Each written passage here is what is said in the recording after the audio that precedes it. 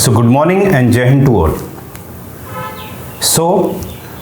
मैं सभी एस्पिरेंट्स का स्वागत करता हूं हमारे गोयला क्लासेस में। मुझे उम्मीद है आप सभी लोग सही होंगे और स्वस्थ होंगे। तो शुरू करने से पहले मैं आपको कुछ हमारा जो गोयला क्लासेस का कोर्स है उसके बारे में कुछ बताना चाहता हूं। तो जैसा कि आप देखेंगे, हमारा एक कोर्स है जिसे हम कहते हैं सर्वज्ञान। सर्वज्ञान ऐसा कोर्स है जिसमें हम हर राज्य के जो स्टेट पीसीएस होते हैं उसको हम कवर करेंगे। फिलहाल हमारे पास अभी हरियाणा एचसीएस का कोर्स चल रहा है और 2019 का आप जो रिजल्ट देखेंगे वो आपके सामने मैं रख रहा हूं। जैसे कि आप देखेंगे, ये हमारा रिजल्ट है। जो पर्सनल चैट है वो भी आप देखेंगे।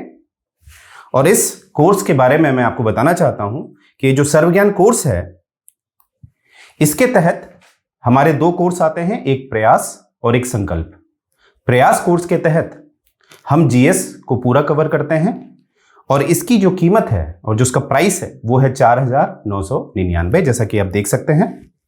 उसके बाद इसमें हम जो कवर करते हैं, आपकी एंशिएंट हिस्ट्री कवर करते हैं, मिडिवल हिस्ट्री कवर करते हैं, मॉडर्न हिस्ट्री कवर करते हैं, ज्योग्राफी कवर करते हैं, पॉलिटी कवर करते हैं, इंडियन इकोनॉमी, हरियाणा जीके, जैसा कि मैंने बताया था अभी हमारा हरियाणा का है तो इसमें हम हरियाणा जीके कवर करेंगे और हमारे करंट अफेयर्स आएंगे, साइंस एंड टेक्नोलॉजी आएगा। फिर इसी के साथ हमारा एक संकल्प है। संकल्प में हम टेस्ट सीरीज लेते हैं जो कि आपको पड़ेगी 999 रुपए की। तो इसमें आप देखेंगे कि ये हमारे कुछ स्केड्यूल बना रखा है हमने, जिसमें हम टेस्ट सीरीज लेंगे। जैसे ज्योग्राफी 10 मार्च, इस तरह से आप देख पाएंगे। तो इसमें आपको हर तरह की टेस्ट सीरीज हम प्रोवाइड करेंगे। और इसके बाद ये हमारे 5 इसमें GS1, GS2, GS4, 3, 5 ये सारे के सारे GS के आपकी टेस्ट सीरीज ली जाएगी। और साथ में CSET 1, 2, 3, 4, 5 ये सब आपको इस टेस्ट सीरीज में मिलेगा। तो आपको अगर ये, मैं एक चीज और बताना चाहता हूं, माफ कीजिएगा, कि इसमें जो भी आप टेस्ट सीरीज में पार्टिसिपेट करते हैं उसके बाद हमारी जो वेल क्वालिफाइड फैकल्टी है जो अपने अपने क्षेत्र में स्पेशलाइज्ड है वो इसको एनालाइज करती है, जैसा कि आप इस स्लाइड में देख सकते हैं। फिर आपको उस बेस पे गाइड करती है कि आप कहां लैग कर रहे हैं। आगे हम देखेंगे कि ये जो कोर्स आपको टोटल पड़ेगा, ये पड़ेगा 4599, जिसमें आपको प्रयास प्लस संकल्प जो टोटल कहलाता है सर्वज्ञान मिलेगा। चलिए अब मैं आपका जो पॉलिटिकल लेक्चर है वो शुरू करने जा रहा हूं। आज ये आपका पहला लेक्चर है। मेरा नाम करुण कुमार है। मेरा ऑप्शनल पॉलिटिकल साइंस है और जो भी मैंने प्रयास किया है वो मैं आपके साथ शेयर करना चाहता हूं। जो भी मैंने समझा है मैं आप तक पहुंचाना चाहता हूं। चलिए शुरू करते हैं। तो मेरी शुरुआत जो होगी वो होगी कंपनी रूल से। कंपनी रूल क्यों मैं शुरू कर रहा हूं वो मैं आपको बताना चाहता हूं, क्योंकि जब हम कभी भी संविधान पढ़ते हैं तो संविधान समझने के लिए हमें कुछ ऐतिहासिक पहलू को समझना जरूरी होता है। जैसा कि आपके जो हिस्ट्री वाले सर हैं वो आपको बक्सर का युद्ध पढ़ाएंगे जो 1764 में हुआ था। फिलहाल मैं ये इसलिए बता रहा हूं क्योंकि बक्सर के युद्ध के पश्चात जो ईस्ट इंडिया कंपनी हुआ करती थी उसको हमारे भारत के कुछ राज्य क्षेत्र में एक कानूनी अधिकार मिल गया था, उसे दीवानी अधिकार मिल गया था, जिसके तहत वो कानून बना सकते थे बंगाल, बिहार और उड़ीसा में। तो वहां से ये शुरुआत होती है इनकी कुछ राजनीतिक शक्ति की, ईस्ट इंडिया कंपनी की। अब होता ऐसा है कि हल्के हल्के ये लोग अपनी इस शक्ति का गलत तरीके से इस्तेमाल करने लगे। उसके पश्चात जो ब्रिटेन की सरकार थी, जब उसको इसका संज्ञान हुआ तो उन्होंने कहीं ना कहीं हस्तक्षेप किया और कुछ कानून बनाए जिनके तहत ईस्ट इंडिया कंपनी को काबू में किया गया। नोट करिएगा, मैंने शब्द इस्तेमाल किया, काबू किया गया। अब हम यहां से शुरुआत करेंगे। ये काबू जो ब्रिटेन की सरकार है ईस्ट इंडिया कंपनी को कैसे काबू करती है, वहां से हमारी पॉलिटी के ऐतिहासिक पहलू की सीमा शुरू होती है। आइए शुरू करते हैं। तो जैसा कि आप देख पा रहे होंगे अपनी स्लाइड में, यहां पर आप देख रहे होंगे कि कंपनी रूल जो चला था वो 1853 तक चला था, 1853 तक। और इसकी जो शुरुआत हुई थी वो हुई थी 1773। वो अभी आने वाली स्लाइड में आपको दिखेगा। उससे पहले मैं आपको एक क्वेश्चन दिखाना चाहता हूं कि हमें एग्जाम वाइज क्या पढ़ना है, क्या नहीं पढ़ना है, ये दोनों चीजों का ध्यान देना होता है। तो इससे एक क्वेश्चन मैंने उठाया है शुरू करने से पहले।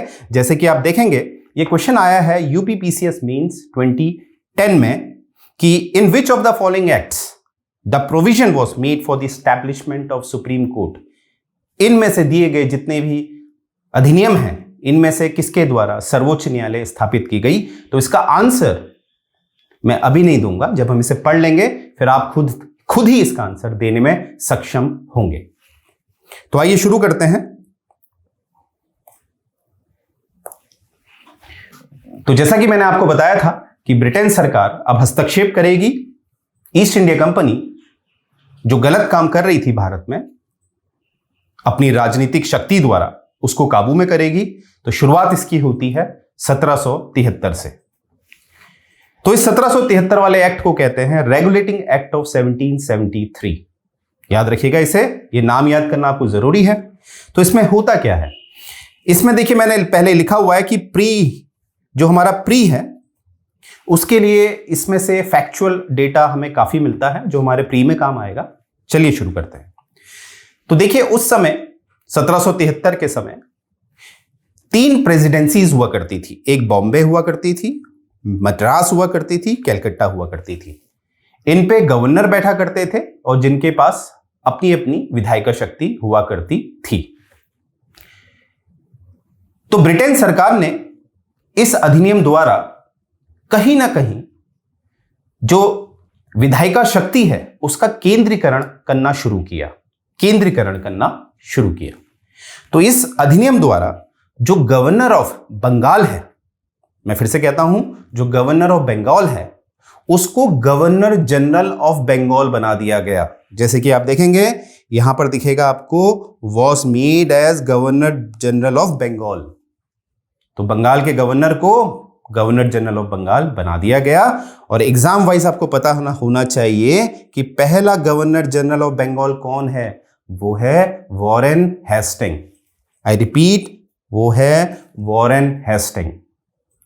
यहीं पर एक बात याद रखिएगा, अगर आपसे प्रश्न पूछा जाता है कि बंगाल का आखिरी गवर्नर कौन था, आई रिपीट, बंगाल का आखिरी गवर्नर कौन था, वो वही होगा जो पहला गवर्नर जनरल ऑफ बंगाल होगा, यानी कि आखिरी भी होगा वॉरेन हेस्टिंग। तो ये इसका पहला पॉइंट है जो हमें याद रखना है। दूसरा पॉइंट देखते हैं। ये बात याद करने वाली है कि जो विधायिका शक्ति बॉम्बे के गवर्नर और मद्रास के गवर्नर के पास हुआ करती थी वो आज भी उनके पास है। कुछ कम हुई हैं, पर अभी भी उनके पास विधायिका शक्तियां अपने अपने स्तर की है। आइए आगे देखते हैं। इसी अधिनियम द्वारा, रेगुलेटिंग एक्ट 1773 अधिनियम द्वारा यह नियम बनाया गया कि एक सर्वोच्च न्यायालय स्थापित किया जाएगा। तो इसी आधार पर अगले वर्ष यानी कि 1774, क्यों? क्योंकि अधिनियम आया था 1773 पे, तो एक साल पश्चात यानी कि 1774 को सर्वोच्च न्यायालय स्थापित किया गया कोलकाता में। आई रिपीट, कहां किया गया? कोलकाता में। तो ये चीज याद रखेंगे। और कोलकाता में ही आपका फोर्ट विलियम, और स्थापित कब किया गया? 1774 में। और इसके जो मुख्य न्यायाधीश बनाए गए थे वो बनाए गए थे एलिजा एम्फे, और इसके 3 अन्य जजेस भी साथ में थे। पर एग्जाम वाइज आप इसका नाम याद रखिएगा, एलिजा एम्फे पहले मुख्य न्यायाधीश बने थे जो हमारी सर्वोच्च न्यायालय बनी थी कोलकाता में। नेक्स्ट पॉइंट हम देखेंगे कि इसमें जो प्राइवेट ट्रेड होता क्या था कि ईस्ट इंडिया कंपनी के जो एम्प्लॉयज हुआ करते थे वो कुछ निजी व्यापार भी कर लिया करते थे, जिस वजह से क्या समस्या आने लगी कि जो एम्प्लॉयज थे वो तो अमीर होते जा रहे थे, परंतु जो कंपनी थी वो बैंकरप्ट, यानी कि उसका पैसा कम होता जा रहा था। तो एक तरह का हम इसे भ्रष्टाचार ही कहते हैं। तो उस समय इस भ्रष्टाचार को रोकने के लिए, इस करप्शन को रोकने के लिए एक नियम बनाया गया कि जो एम्प्लॉयज हैं वो कोई भी प्राइवेट व्यापार या प्राइवेट ट्रेडिंग नहीं करेंगे। नेक्स्ट हम देखेंगे, एक है कोर्ट ऑफ डायरेक्टर। ये कोर्ट ऑफ डायरेक्टर्स क्या था वो हमें समझना है। देखिए, जब 1600 में ईस्ट इंडिया कंपनी स्थापित हुई, आई रिपीट 1600 में जब ईस्ट इंडिया कंपनी स्थापित हुई, तो एक कोर्ट ऑफ डायरेक्टर्स बनाया गया जो ईस्ट इंडिया कंपनी का ही होता था, और उनकी ड्यूटी यह होती थी कि वो जो नियुक्तियां हैं, ईस्ट इंडिया कंपनी की जो नियुक्तियां हैं वो निर्धारित करते थे, कैसे काम होगा, यानी कि मैनेजमेंट को डिसाइड करते थे। तो ये लोग थे कोर्ट ऑफ डायरेक्टर्स। तो जो कोर्ट ऑफ डायरेक्टर्स थे, इनको अकाउंटेबल बना दिया गया, यानी कि अब ये जो भी कार्य करेंगे उसकी ये जवाबदेही देंगे ब्रिटेन सरकार को। आइए नेक्स्ट देखते हैं। अब जितने भी पॉइंट मैंने आपको बताए, उन्हीं पॉइंट के आधार पर एक कुछ एग्जाम से आए हुए क्वेश्चंस हैं, क्योंकि जब हम तैयारी करते हैं और उससे संबंधित, उससे रिलेटेड क्वेश्चंस हम साथ ही साथ देख लें तो हमारे माइंड में दो चीजें क्लियर हो जाती हैं, स्पष्ट हो जाती हैं। पहली, क्वेश्चन कैसे आते हैं, और कहीं ना कहीं हमने वही टॉपिक पढ़ा हुआ होता है तो उससे एक अच्छा रिवीजन हो जाता है। तो देखिए, मैं क्वेश्चन लेके आया हूं आपके लिए। तो सबसे पहला एमसीक्यू देखते हैं। Who among the following was the first governor general of Bengal. याद रखिएगा, फर्स्ट पूछा है गवर्नर जनरल ऑफ बंगाल। पहला कौन है? अभी बताया था, Warren Hasting. Warren Hasting is the right answer. और यहीं पर मैंने आपको एक बात बताई थी, अगर कोई पूछे आखिरी गवर्नर कौन था बंगाल का, तो आप तब भी कहेंगे वॉरेन हेस्टिंग, क्योंकि जिसने शुरू किया है उसने पहला वाला खत्म किया है। तो ये चीज आपने याद रखनी है। नेक्स्ट क्वेश्चन देखते हैं। Who introduce the permanent settlement of Bengal. अब आप पूछेंगे, सर ये परमानेंट सेटलमेंट तो आपने पढ़ाया ही नहीं, और ये क्वेश्चन कैसे बन गया? परमानेंट सेटलमेंट आपको हिस्ट्री के सर पढ़ाएंगे कि ये परमानेंट सेटलमेंट क्या है, परंतु ये जो परमानेंट सेटलमेंट लाया था ये भी था गवर्नर जनरल ऑफ बंगाल, जिसका नाम था लॉर्ड कॉर्नवालिस। तो इसीलिए मैंने ये प्रश्न उठाया है। तो इसका आंसर है लॉर्ड कॉर्नवालिस। ये एक गवर्नर जनरल ऑफ बंगाल नियुक्त किए गए। नेक्स्ट क्वेश्चन देखते हैं। Who was the Governor General of Bengal during the establishment of Supreme Court of Calcutta? Establishment of Supreme Court of Calcutta आपको अच्छी तरह पता होना चाहिए। मैंने बताया था इसके लिए, इससे संबंधित जो नियम है वो 1773 के अधिनियम में था, और ये एक साल पश्चात यानी कि 1774 में कोलकाता में स्थापित किया गया।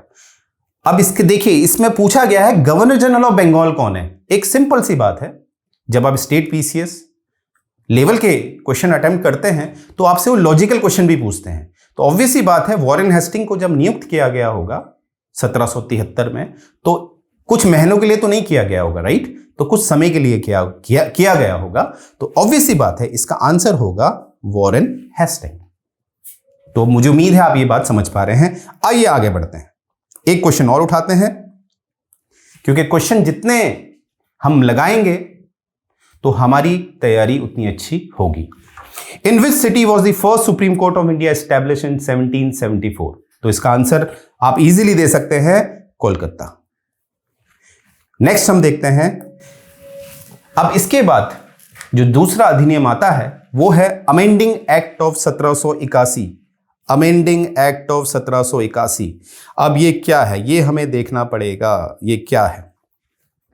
देखिए, अमेंडिंग मतलब होता है किसी चीज का संशोधन करना, यानी कि किसी चीज में कुछ चेंजेस करना।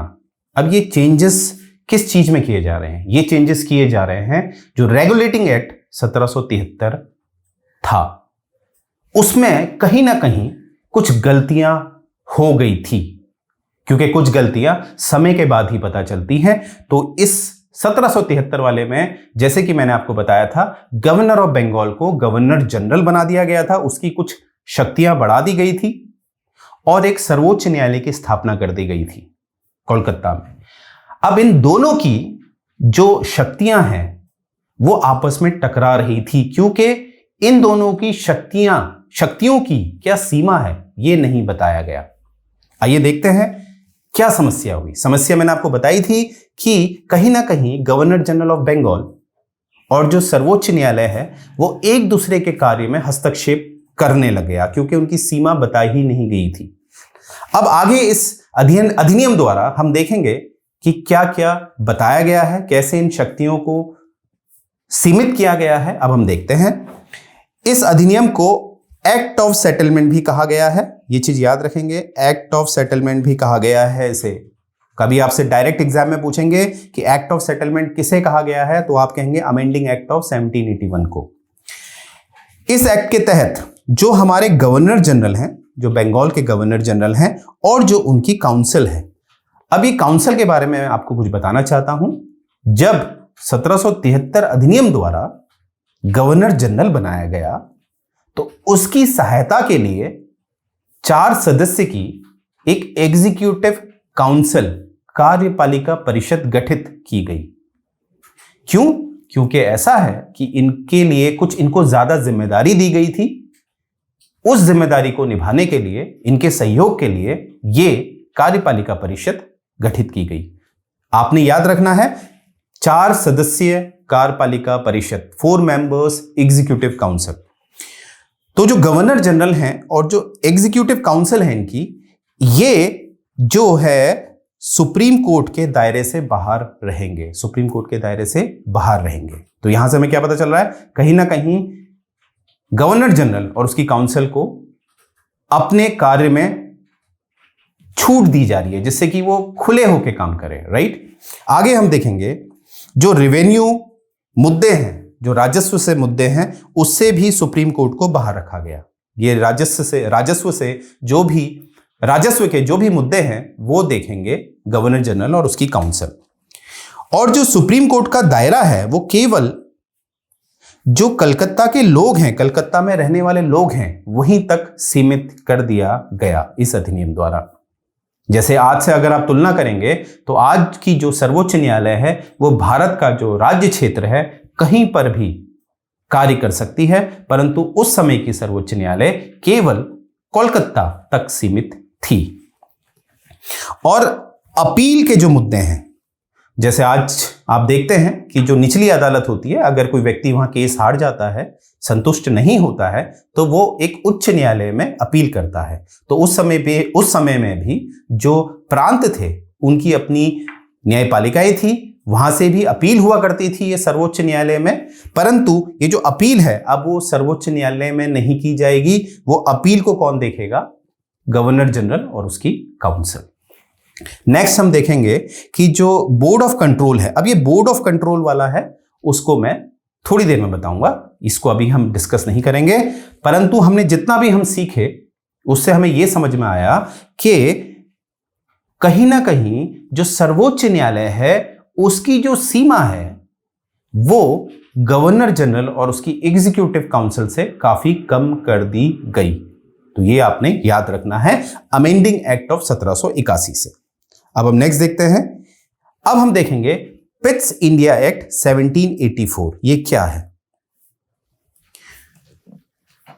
पिट्स को पहले ही मैं क्लियर कर दूं, 2 पिट्स हुआ करते थे ब्रिटेन के, जो पीएम रह चुके थे। जो पहले पिट्स थे वो फादर हुआ करते थे और उनके बेटे का भी नाम पिट्स ही रखा, क्योंकि ये कास्ट है इनकी। तो जो बेटा है उसको पिट्स द यंगर बोला गया है। आई रिपीट, जो बेटा है उसे पिट्स द यंगर बोला गया है। और ये जो अधिनियम है, ये जो पिट्स इंडिया एक्ट ऑफ 1784 है, ये पिट्स द यंगर द्वारा लाया गया है। ये चीज याद रखेंगे। तो इसमें भी अगर हम देखेंगे कि इसमें एक कॉमर्शियल फंक्शन होता है और एक पॉलिटिकल फंक्शन होता है। वाणिज्यिक मुद्दे और राजनीतिक मुद्दों को अलग कर दिया गया। इस अधिनियम से पहले जो ईस्ट इंडिया कंपनी थी वो दोनों ही मुद्दे देखा करती थी। दोनों मुद्दे मतलब वाणिज्यिक मुद्दे और राजनीतिक मुद्दे। अब क्या हुआ, इस अधिनियम द्वारा ये जो वाणिज्यिक कॉमर्शियल मैटर हैं वो देखेगा कोर्ट ऑफ डायरेक्टर्स। आप जानते हैं court of directors British east India company का है। और जो आपके पॉलिटिकल अफेयर्स हैं उसे देखेगा बोर्ड ऑफ कंट्रोल, यानी कि जो राजनीतिक मुद्दे हैं, पॉलिटिकल अफेयर्स हैं, उसे देखेगा बोर्ड ऑफ कंट्रोल, जो किसका है? ब्रिटेन सरकार का। तो यहां से हमें यह समझ में आ रहा है कि ईस्ट इंडिया कंपनी का जो भूमिका है शासन प्रशासन चलाने के लिए, उसे कहीं ना कहीं सीमित किया जा रहा है। तो यहां से आप देखेंगे एक नई बोर्ड स्थापित की गई है, बोर्ड ऑफ कंट्रोल। ये आपने अच्छी तरह याद रखना है, कभी एग्जाम में क्वेश्चन आए बोर्ड ऑफ कंट्रोल कौन से अधिनियम से आया, तो आप कहेंगे पिट्स इंडिया एक्ट ऑफ 1784 से आया। और इसमें आप देखेंगे कि जो बोर्ड ऑफ कंट्रोल है वो कहीं ना कहीं सुपरवाइज करेगा जितने भी ईस्ट इंडिया कंपनी के ऑपरेशंस हैं, किससे संबंधित, चाहे वो सिविल हो, चाहे वो मिलिट्री हो, चाहे वो राजस्व हो, रेवेन्यू हो, यानी कि जो ईस्ट इंडिया कंपनी कर रही है, राजस्व ले रही है, मिलिट्री बना रही है, इस तरह के जितने भी मुद्दे हैं उसको सुपरवाइज करेगा बोर्ड ऑफ कंट्रोल। तो यहां से हमें यह समझ में आया पिट्स इंडिया एक्ट 1784 से कि एक नया बोर्ड स्थापित किया गया जिसका नाम है बोर्ड ऑफ कंट्रोल, जो कहीं ना कहीं शक्तियों की बात की जाए तो कोर्ट ऑफ डायरेक्टर से ज्यादा शक्तिशाली बनाया गया। आइए देखते हैं आगे। अब हम देखेंगे जो पिट्स इंडिया एक्ट 1784 की जो हमने बात करी है, ये इसके दो सिग्निफिकेंट हैं, इसके हमारे दो सिग्निफिकेंट हैं, दो कारण हैं इसके, ये बहुत महत्वपूर्ण है।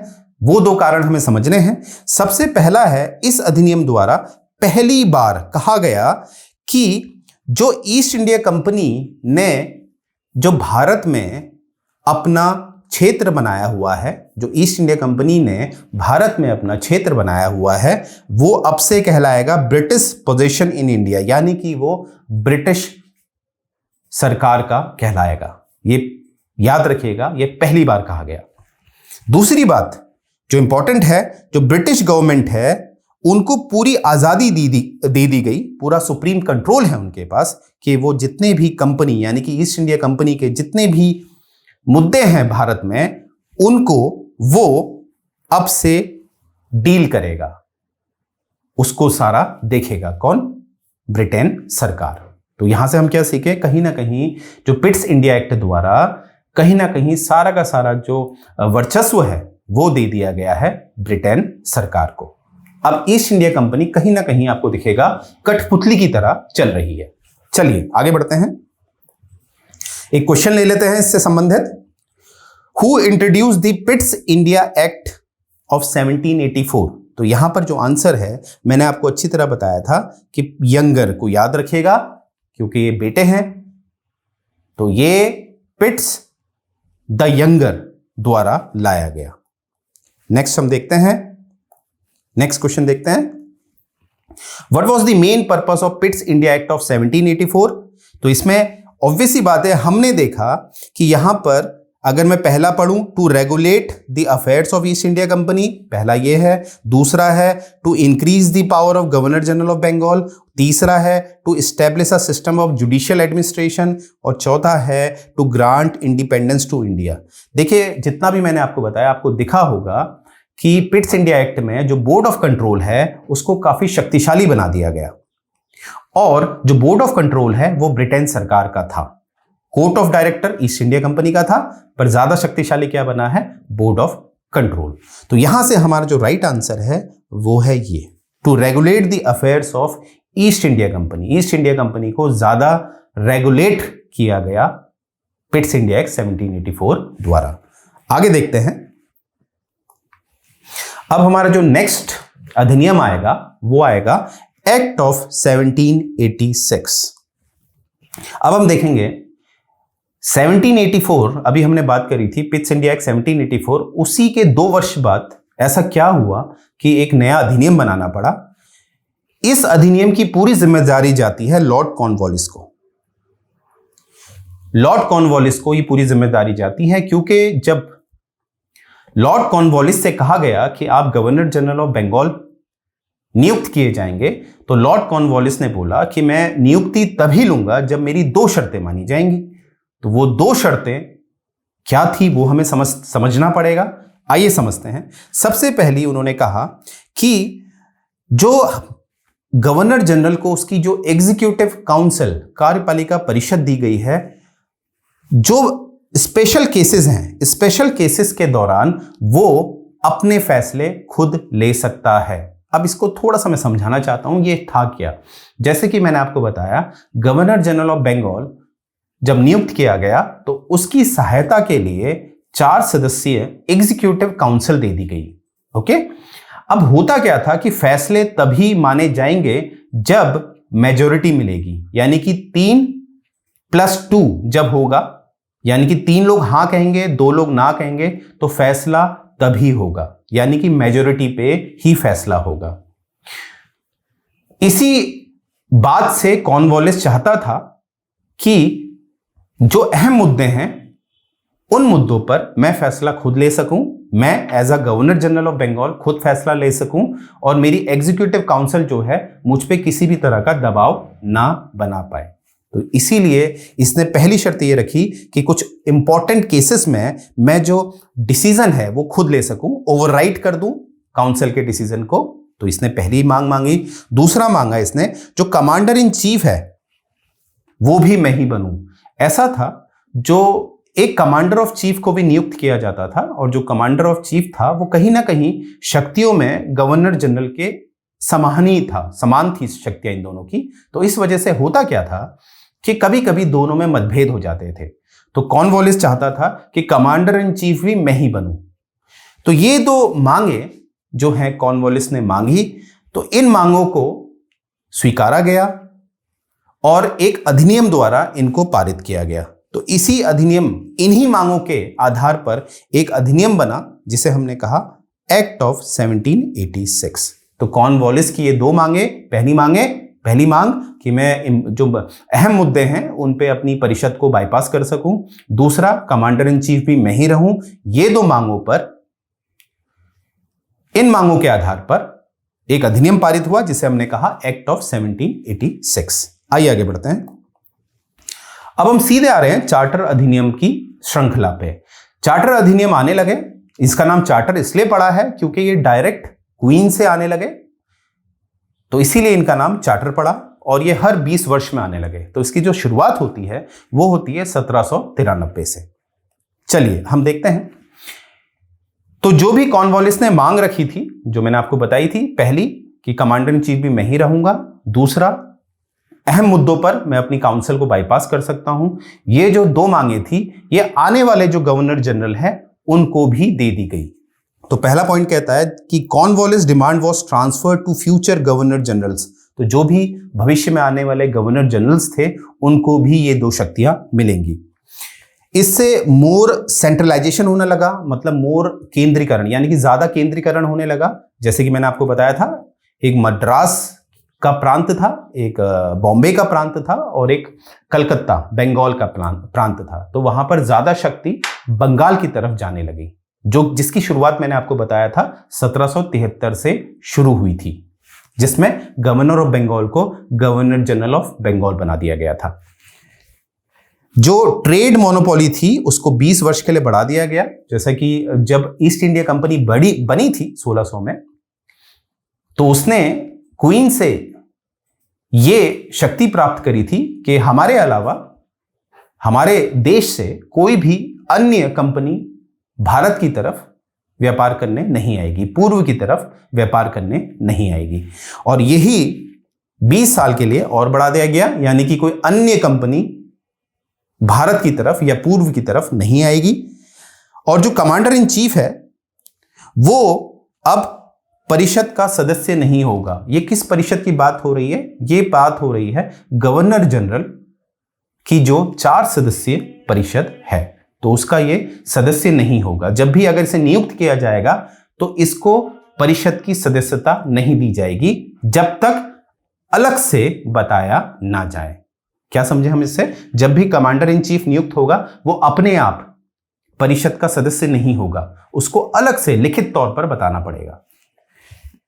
आगे देखेंगे जो बोर्ड ऑफ कंट्रोल है, जैसे कि मैंने आपको बताया था, जो पिट्स इंडिया एक्ट 1784 से जो बोर्ड ऑफ कंट्रोल बनाया था, और उसका जो स्टाफ है उनकी जो वेतन है अब से वो कहां से लिया जाएगा? भारत के राजस्व से, यानी कि उनकी जो सैलरी है वो भारत के राजस्व से ही दी जाएगी।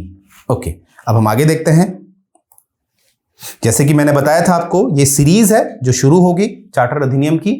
तो हर 20 वर्ष में ये चार्टर अधिनियम आ रहे थे। तो अगर 1793 में 20 वर्ष जोड़ूं तो 1813 आएगा। तो नेक्स्ट चार्टर आपका आता है चार्टर अधिनियम 1813। तो इसमें आप देखेंगे कुछ पॉइंट। इंडिया का जो ट्रेड है अब वो सभी ब्रिटिश मर्केंट्स जो व्यापारी हैं उनके लिए खोल दिया गया। पहले तो 20 वर्ष के लिए बढ़ा दिया गया था, अब 1813 द्वारा और जो व्यापारी हैं और जो कंपनी हैं वो आ सकती हैं और भारत में व्यापार कर सकती हैं। आगे देखते हैं कि क्रिश्चियन मिशनरी को भारत में आने की अनुमति दे दी गई। क्रिश्चियन मिशनरी को, जब आपके हिस्ट्री वाले सर आपको पढ़ाएंगे कि जो अंग्रेज थे, जो ईस्ट इंडिया कंपनी थी, वो सोचती थी कि जो हमें एम्प्लॉयज बाहर से बुलाने पड़ रहे हैं वो काफी कॉस्टली पड़ रहे हैं, क्यों ना हम भारत में ही इनको कुछ ज्ञान दें, कुछ ईसाई धर्म के बारे में बताएं, क्योंकि ईसाई धर्म ऐसा है जो ज्यादा ऊंच नीच जात पात के बारे में बात नहीं करता है और जहां पर ज्यादा जो रिलीजियस मुद्दे होते हैं, जैसे नॉनवेज नहीं खा सकते, इस समुद्र को पार नहीं कर सकते, ये बातें जो हैं वो ईसाई धर्म में नहीं है, हिंदू धर्म में ये बहुत है। तो हिंदू लोगों को, यानी कि जो भारतीय लोग उस समय के थे, उनको अगर वो नियुक्त करते थे तो उनको ये समस्याएं उत्पन्न होती थी, क्योंकि भारतीयों के धर्म जो है, जो हिंदुत्व है, वहां पर ऐसी जो सीमाएं हैं वो बहुत अधिक हैं। इसीलिए इस अधिनियम द्वारा ये तय किया गया कि क्रिश्चियन मिशनरीज को भेजा जाएगा जो ईसाई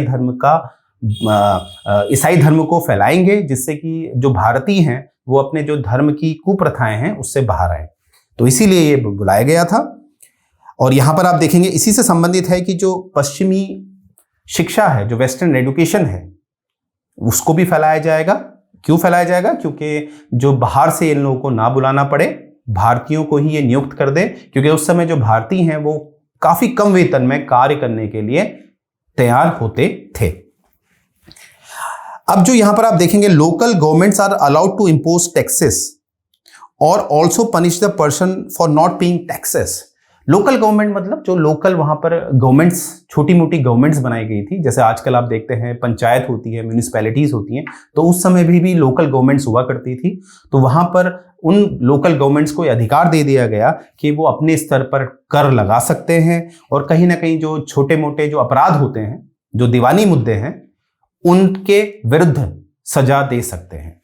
तो ये आपने ध्यान देना है चार्टर अधिनियम 1813 में। नेक्स्ट हम देखेंगे 1813 से रिलेटेड कुछ हमारे एमसीक्यूज में लाया हूं। जैसे आप सोच रहे होंगे कि पहले मैंने एमसीक्यूज क्यों नहीं दिए हैं, क्योंकि कुछ मुद्दे इतने इंपॉर्टेंट नहीं होते हैं, तो इसीलिए उससे संबंधित उतने एमसीक्यूज हमें नहीं मिलते हैं। तो ये चीज इसलिए मैं बता रहा हूं कि कुछ मुद्दों पे आपको एमसीक्यूज नहीं मिल रहे हैं। तो यहां पर आप देख रहे होंगे आपको एमसीक्यूज मिल रहा है।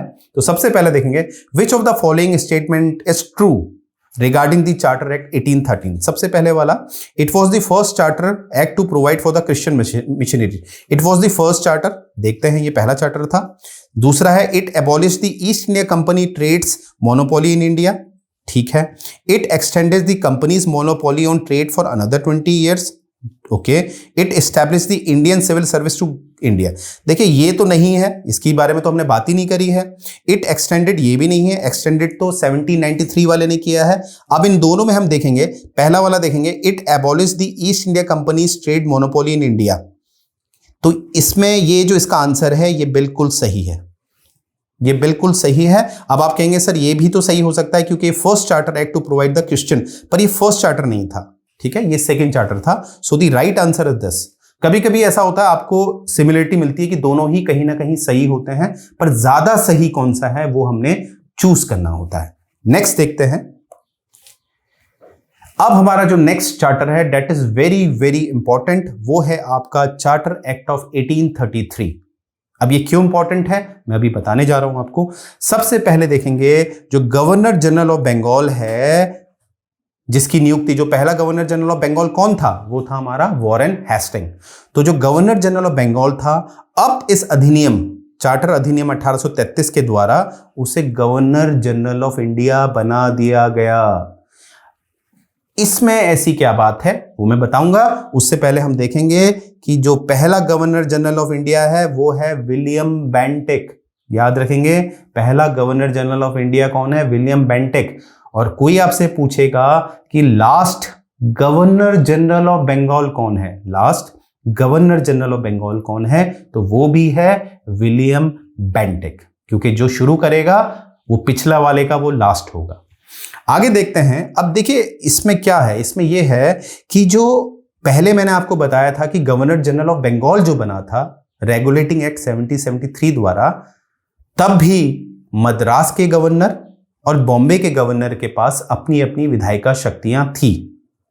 परंतु जब ये गवर्नर जनरल ऑफ इंडिया बन गया है, अब सारी की सारी जो विधायिका शक्ति हैं वो केवल किसके पास है? वो हैं गवर्नर जनरल ऑफ इंडिया, जो कि बंगाल में बैठा हुआ है।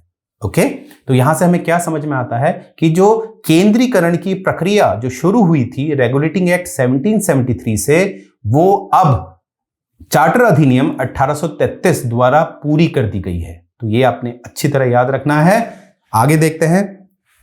जो लॉ बनाए जा रहे थे, जो कानून बनाए जा रहे थे प्रीवियस एक्ट से, जो प्रीवियस एक्ट जो भी थे 1773, 1781 जो भी थे, वो रेगुलेशन कहलाए जा रहे थे। और इस अधिनियम से तो अब इस कानून के द्वारा, यानी कि इस कानून मतलब चार्टर एक्ट ऑफ 1833 के द्वारा जो भी एक्ट बनाए जाएंगे वो कहलाएंगे एक्ट्स, यानी कि वो कानून कहलाएंगे। देखिए जो पहले बनाए जा रहे थे वो रेगुलेशन कहलाएंगे, अब जो बनाए जा रहे हैं वो एक्ट्स कहलाएंगे। ऐसा क्यों? देखिए ऐसा है, पहले आपको पता है भारत में 3 प्रेसिडेंसीज थी, आज भी हैं, मतलब इस समय में भी है 3 प्रेसिडेंसी। परंतु चार्टर एक्ट 1833 से पहले जो 3 प्रेसिडेंसी थी, 3 के 3 अपने स्तर पर कानून बना रहे थे, 3 के 3 अपने स्तर पर कानून बना रहे थे। और कहीं ना कहीं वो जो कानून बन रहे थे वो एग्जीक्यूटिव द्वारा बन रहे थे, ठीक है, कार्यपालिका द्वारा ज्यादा बनते थे। अब जो है, क्योंकि अब सारा का सारा जो कानून बनाने का अधिकार है भारत में वो चला गया है गवर्नर जनरल ऑफ इंडिया के पास, यानी कि बंगाल की तरफ आ गया है। अब जो कानून बनेंगे उसमें कहीं ना कहीं कानून बनाने की प्रक्रिया मानी जाएगी, एक विधायिका द्वारा बनाया जाएगा। इसीलिए अब जो कानून बनेंगे उसको एक्ट्स कहा जाएगा, ना कि रेगुलेशन कहा जाएगा। इसके बारे में अधिक जानने के लिए आपको हमारा जो मेंस की क्लासेस चलेंगी आगे चलकर, उसमें आपको इसकी पूरी डिटेल हमारे द्वारा दी जाएगी। ओके, नेक्स्ट हम देखेंगे जो ईस्ट इंडिया कंपनी है उसकी जो कॉमर्शियल एक्टिविटीज थी, यानी कि जो अगर आपको याद हो मैंने आपको पढ़ाया था Pitt's India act 1784, Pitt's India act 1784, उसमें मैंने आपको बताया था एक कोर्ट ऑफ डायरेक्टर्स होता था ईस्ट इंडिया कंपनी का, जो कॉमर्शियल मुद्दे देखता था, वाणिज्यिक मुद्दे देखता था, और एक था बोर्ड ऑफ कंट्रोल जो कहीं ना कहीं पॉलिटिकल मैटर देखता था। अब इस अधिनियम द्वारा 1833 द्वारा जो ईस्ट इंडिया कंपनी के पास जो वाणिज्यिक मुद्दे थे वो भी अब नहीं रहे, वो भी उससे छीन लिए गए, ठीक है। इसीलिए इसमें लिखा है it ended the activity of East India Company as an commercial body. आगे देखेंगे, it provided that the company's territory in India were held in trust of his majesty, यानी कि हिज मैजेस्टी का मतलब है कि जो जैसे ब्रिटेन की जो राजा या राजकुमारी हैं, उनके बाद जो उनकी संतान आएंगी, क्योंकि आपको पता है ब्रिटेन में मोनार्क सिस्टम चलता है, यानी कि राजा का बेटा राजा ही बनता है, तो ऑटोमेटिकली जो राजा का बेटा होगा, जो राजा बनेगा, ऑटोमेटिकली जो भारत की जो टेरिटरी है वो ट्रांसफर होती रहेगी राजाओं पे। ओके, अब यहां पर एक याद रखेंगे, यहां पर एक बहुत इंपॉर्टेंट पॉइंट है, अटेम्प्ट, कोशिश की गई कि भैया जो ओपन कंपटीशन है जो सिविल सर्विसेज के लिए, जैसे कि आज जो आप तैयारी कर रहे हैं वो सिविल सर्विसेज की कर रहे हैं, तो उस समय में भी सिविल सर्विसेज हुआ करती थी। हायर सिविल सर्विसेज को वो लोग कोवेनेंट सर्विसेज कहते थे, तो हायर सिविल सर्विसेज को वो लोग कोवेनेंट सर्विसेज कहते थे। उसमें केवल ब्रिटिशर्स ही अलाउड थे, इंडियंस अलाउड नहीं थे। तो इस अधिनियम के द्वारा एक कोशिश की गई थी कि इंडियंस को भी अलाउड किया जाएगा कि वो ओपन कंपटीशन में बैठेंगे, परंतु कोर्ट ऑफ डायरेक्टर ने मना किया, कोर्ट ऑफ डायरेक्टर ने इसमें आपत्ति जताई, तो इस कारण ये खाली एक अटेम्प्ट रह गया, इसका कोई निष्कर्ष नहीं आया। तो याद रखेंगे, चाहे एक कोशिश, एक पॉइंट रखा गया कि सिविल सर्विसेज में ओपन कंपटीशन किया जाए, यानी कि भारतीयों को भी शामिल किया जाए, परंतु कोर्ट ऑफ डायरेक्टर के ऑब्जेक्शन की वजह से ये सफल नहीं हो पाया। आइए आगे देखते हैं। अब इससे संबंधित कुछ एमसीक्यूज देख लेते हैं। Which of the following was a provision of the charter act 1833। Charter act 1833 में क्या है provision? It establish for separate electorate for Muslim and Hindu, ये तो हमने कोई बात ही नहीं करी है। The establishment of the Indian civil service, ये कोशिश थी, एस्टैब्लिशमेंट हो नहीं पाया। The establishment of university in India, ये भी हमने कोई बात नहीं करी है। The appointment of governor general of India, this is absolutely right. तो एक अपॉइंटमेंट होता है किसका? Governor general of India. और आपको पता है पहले गवर्नर जनरल ऑफ इंडिया जो बने वो बने विलियम बेंटिक। आइए अब हम आगे देखते हैं, नेक्स्ट एमसीक्यू देखते हैं इसका अब नेक्स्ट एमसीक्यू देखेंगे तो इसमें है which governor general of India is credited with the abolition of sati. आपको पता है सती प्रथा हुआ करती थी, जो आपकी हिस्ट्री सर आपको बेहतर बताएंगे।